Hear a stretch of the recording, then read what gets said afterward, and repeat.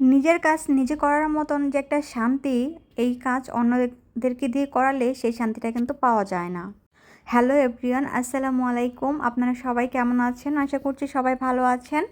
আমি রুকসানা লাইফস্টাইল থেকে নিয়ে আসলাম আরও একটা নতুন ব্লগ। আশা করতেছি আমার আজকের ব্লগটি দেখে আপনাদের ভালো লাগতে পারে।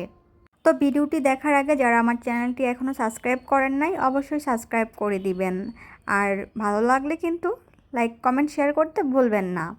তো আজকে আমি ভিডিওটা করতেছি, জানি অনেকেই অনেকভাবে নিতে পারেন।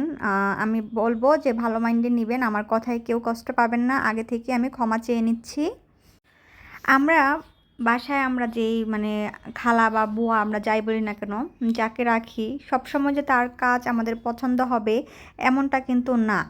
তো আমি খুব সাধারণ পরিবারের মেয়ে। আমি এখন আমি যেহেতু আমার হাজব্যান্ডের সুবাদে আমার বাহিরে থাকতে হয়, ওর সাথে বাড়ির বাহিরে থাকতে হয়। তো আমি একটা ফ্ল্যাট নিয়ে থাকি, যার জন্য আমার ভালোই কাপড় চোপড় হয়, ঘরদোর অনেক কিছু সবসময় পরিষ্কার রাখতে হয়, যেহেতু রাস্তার সাথে বাড়ি, খুব ধুলাবালি হয়। কিন্তু আমার কোনো খালা বা বুয়া এরকম কিছুই নাই, আমার সব কাজ আমি একাই করি। আমার কাছে মনে হয় নিজের কাজটা নিজে করতে পারলে বেশি ভালো লাগবে আর পরিষ্কারও থাকবে। আমার যে বাড়িয়ালি আন্টি আছে, ওনার বুয়া প্রায় সময় শুনি যে বাথরুম ভালো করে ধয় নাই, কাপড় ভালো করে ধয় নাই। তো আমার তো টাকা দিয়ে কাজ করলে যখন আমার পছন্দ হবে না, তখন তো আমার খারাপ লাগবে। আমার কথা ভাই, টাকা দিতে পারবো না কাউকে, আমি নিজের কাজ নিজে করব। আমার মনে হয় আমার থেকে ভালো করে কেউ আমার ঘর, আমার বাথরুম, আমার জামা কাপড় কিছুই ধুইতে পারবে না। আমি অনেকে বলতে পারবেন যে আপনার টাকা নাই তাই কাজের বুয়া রাখতে চান না। ভাই, আমার টাকা নাই, হ্যাঁ আমার টাকা নাই, আমি আমার নিজের কাজ নিজে করতে চাই। আল্লাহ আমাকে সুস্থ রাখছে, ভালো রাখছে, এজন্য আমি আমার কাজ আমি নিজে করি। আমি চাই না আমার কাজ কেউ করে দিক। নিজের কাজ নিজে করার মধ্যে যেই শান্তি না, সেটা অন্যকে দিয়ে করালে পাওয়া যাবে না।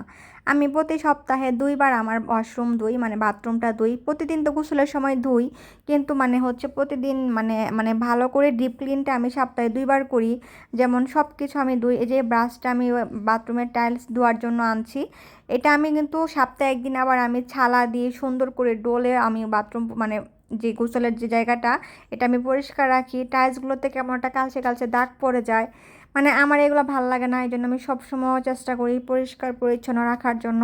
আমি একটু খুঁতখুঁতে টাইপের, আমার দ্বারা ভাই কাজের লোক চলবে না। এই জন্য আমি নিজেই আমার বাসার কাজের লোক, আমি নিজেই আমার বাসার কাজের বউ। আমার জামাইকে আমি বলছি, তোমার বাসার সব কাজ আমি করি, আমার এক্সট্রা স্যালারি দিবা, এরকম মজা করে বলছি। আমি দেখেন আমার বেসিংটা, মাশাল্লাহ, আমি এই বাসায় 1 বছর ধরে আসছি, আমার বেসিংটা এখনও ক্লিন।